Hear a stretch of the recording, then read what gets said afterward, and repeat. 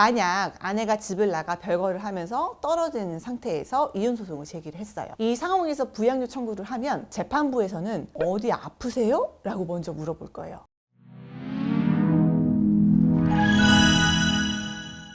안녕하세요. 저협하는 남편 이혼자문 안소연 변호사입니다. 이혼 소송을 고려하실 때 걱정하시는 것 중 하나가 바로 돈이죠. 맞벌이를 하시면서 각자 소득을 벌고 있다면 모르겠지만 가정주부로 지내고 있던 상황인데 이혼 소송을 제기하게 된다면 당연히 배우자가 생활비부터 끊을 거란 말이죠. 이혼 소송 비용도 많이 들어가는데 생활비마저 끊는다면 당장 먹고 살기가 어려지겠죠. 그래서 당장 이혼하고 싶어도 바로 소송을 걸지 못하는 경우가 있습니다. 제가 현실적으로 조언을 해드린다면 우선 가지고 있는 자산을 현금화해서 취업을 할 때까지는 그 돈으로 생활비를 쓰시면서 좀 버티시는 방법이 있어요. 실제 이혼 소송에서 일부 금액을 생활비로 소비하는 경우에는 법원에서 소비한 금원을 재산분할 대상으로 삼지 않는 경우가 많아요. 이혼 소송을 제기하면 소제기를 한 날의 기준으로 재산 목록을 작성하고 예금 채권 등의 잔액도 소제기를 기준으로 적어요. 이게 기본입니다. 하지만 재산분할할 때 부부가 별거하기 시작한 후 부부 일방만의 생활비 등으로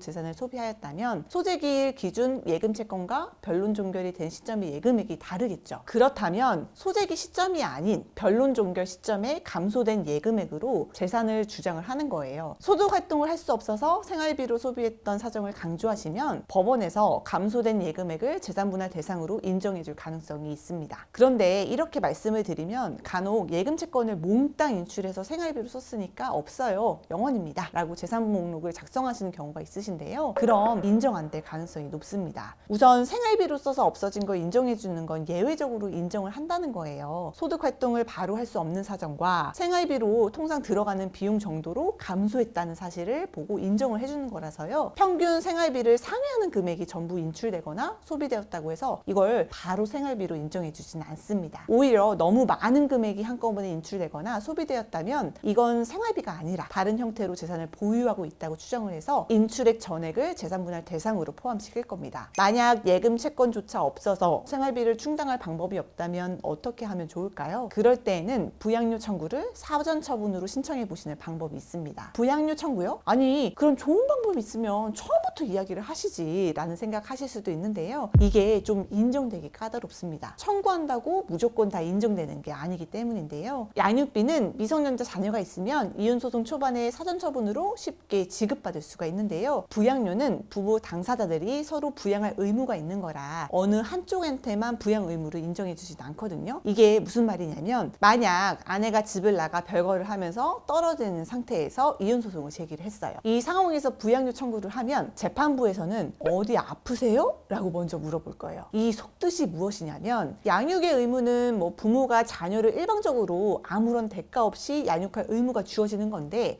부부 간의 부양 의무는 부부 상호 간에 지는 거거든요. 민법 826조 제1항에 부부는 동거하며 서로 부양하고 협조해야 한다고 규정을 하고 있어요. 즉 남편은 아내의 배우자로서 아내를 부양할 의무가 있고 아내도 남편의 배우자로서 남편을 부양할 의무가 있는 거죠. 그래서 재판부가 어디 아프세요? 하고 물어보는 거는 아내와 남편이 별거에서 서로 부양 의무를 이행하지 않고 있으니 어느 한쪽이 부양 의무를 이행하라고 말할 자격이 안 되는 것 같은데 한쪽이 부양 의무를 청구하고 있으니까 이 부양료가 인정돼야 할 특별한 이유가 있는지를 물어보는 겁니다. 자, 이렇게 법원에 부양료 사전 처분을 하려면 단순히 소득 활동을 안 하고 있다는 정도의 주장만으로 인정되기는 어렵고요. 소득 활동을 하지 않은 기간이 너무 길고 당장 취업이 어려운 사정이 있음을 주장하고 따로 처분하여 현금화할 자산도 없다는 점을 구체적으로 주장하셔야 합니다. 재취업하기 어려운 노령의 나이고 경력 단절도 오래되었고 몸도 성치 않아서 현실적으로 취업을 기대하기 어려운 사정이 있다거나 대부분의 재산이 배우자의 명의로 되어 있어서 생활비로 쓸 만한 자산이 전무한 사정이 있다고 주장할 수도 있겠죠. 배우자의 소득이 꽤 많음에도 이를 배우자가 홀로 보유하고 있고 배우자가 일방적으로 집을 나간 이후에 배우자의 소득은 배우자만 소비하고 있는 부당한 상황 등을 주장하면 좋겠습니다.